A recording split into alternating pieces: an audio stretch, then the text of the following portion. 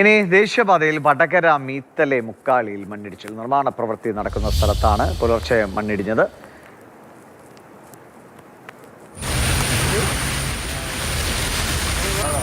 അഞ്ജന സുകുമാരൻ വിവരങ്ങളായിട്ടുണ്ട്. അഞ്ജന, ഇവിടെ നേരത്തെ നിർമ്മാണ പ്രവർത്തനം കഴിഞ്ഞാണെന്ന് തോന്നുന്നു അല്ലേ?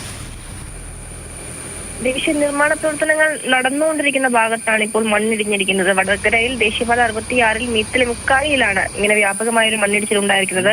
മഴയുണ്ടായിരുന്നു, അതും ഒരു കാരണമായി പറയുന്നുണ്ട്. ഈ കോൺക്രീറ്റ് വാൾ നിർമ്മിക്കാനായി ഒരുക്കിയ കമ്പിയും വലിയ ഷീറ്റും ഇരുമ്പ് തൂണുകളും ഉൾപ്പെടെ ഫൗണ്ടേഷനും ഉൾപ്പെടെ ഈ മണ്ണിടിച്ചിൽ തകർന്നു പോയിട്ടുണ്ട്. ഈ മണ്ണിടിഞ്ഞതിന് താഴെ ഈ ഭാഗത്തിന് മുകളിലായി നിരവധി കുടുംബങ്ങൾ താമസിക്കുന്നുണ്ട്. അപ്പോൾ അവർക്ക് ഒരു വലിയ ഭീഷണി ഉണ്ടാവുന്നു എന്നുള്ളത് ആ കുടുംബങ്ങൾ ഒരു പരാതിയായി ഉന്നയിക്കുന്നുണ്ട്. ഏതാണ്ട് ഒരു വർഷം മുമ്പ് 50 മീറ്ററിലേറെ ഉയരത്തിൽ ഇവിടെ സോയിൽ മൈനിങ് ചെയ്തിരുന്നു. പരിസ്ഥിതി ലോക മേഖലയുമാണ്.